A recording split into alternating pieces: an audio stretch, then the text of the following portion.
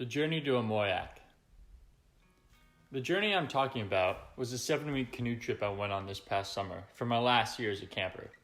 Known as Section A, it is the senior-most trip at the camp. It takes the entire summer and goes through northern Canada, a region known for its overcast, cold weather and sparse landscape. It is a sort of coming-of-age trip for those campers who have spent multiple summers in the woods. There were 10 of us involved, split into 8 campers and 2 staff. We left on June 20th from North Bay, Ontario in a van and a truck towing a trailer filled with our gear and 5 canoes. We embarked on a 2-day drive north and east, crossing into Quebec and ending at a Canadian damming project on Lac Montessier, where we put in our canoes and began our trip. From there we moved north, then west, then northwest, across a series of rivers and lakes, crossing the notable Lac Bienville some 14 days into the trip. On day 22, we were re-outfitted by a float plane, receiving the remainder of our food and news that the world was still turning. On day 37, we portaged into the Richmond Gulf, our last body of water before the Hudson Bay. 5 days later, we paddled into the Inuit settlement of Moyak on the Hudson Bay. We were flown out on August 5th, ending the trip. It is hard to capture the emotions you feel after a 7-week canoe trip, but I will try to describe them as best I can. For starters, the section you are a part of inevitably becomes a self-sustaining community, which makes sense because the section is alone in the woods. In order for this community to work, there needs to be a definite and regular set of operations. Each campsite, although in a different spot, is set up nearly the same, and the jobs which need to be done never change. It is comfortable when people occupy these jobs, finding their own niche in the community.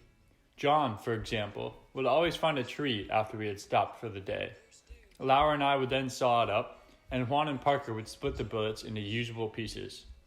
This was just the process of getting wood to cook dinner and the next day's breakfast. Through this type of work, it was easy to see what you were doing to benefit the section, and we came to develop an easier reliance upon one another to complete our jobs. As we moved progressively more northwards, the landscape around us changed noticeably. The trees became much more sparse and less diverse, and the relatively flat land grew more elevated until we were traveling through a barren territory. If you looked around, you would only see pine trees, and even these were stunted from the short northern growing season. It grew colder too, and I was forced to wear pretty much every article of clothing I had brought, including my life jacket.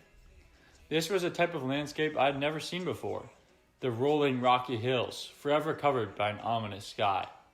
For some reason, it was nearly always cloudy and about to rain during the second half of the trip. For all its gloom, this land also presented an austere and simple beauty. One day, paddling across the Richmond Gulf, we came upon a spectacular display of fog. It was rolling over the side of a hill like syrup, pooling towards the water in a great churning motion, powerful and viscous.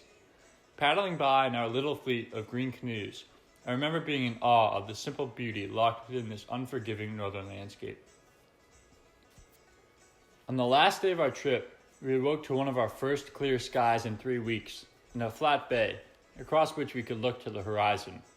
It was a bittersweet time, paddling those last few miles, collecting driftwood along the way for cooking. We passed a few more icebergs, which were a noteworthy surprise, and rounded the last point. I remember seeing the Moyak in the distance, a collection of bright red, blue, and yellow houses on the shore, and not feeling much. For all my imagination of what the end of our trip would be like, this was not it. There was no epiphany or sudden feeling of accomplishment. Instead, I felt mostly normal, if not sad. Our destination was in front of us, and that was that.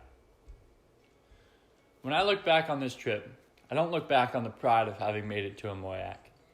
That is just a place, and the places are not as important as the people who helped get you there.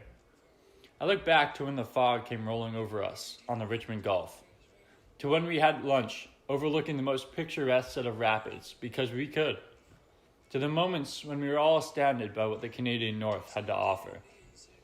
I look back to when we relied on one another to get things done, as boat partners running a big rapid, as saw crew companions cutting through a thick tree, and as swimmers braving the waters of the Hudson Bay. I think back to these moments, not the destinations we reached, but the times which brought us together and turned our section from 8 campers and 2 staff to a single unit and turned this unit into a family. These are the moments, more than any, which I will keep forever. Thank you.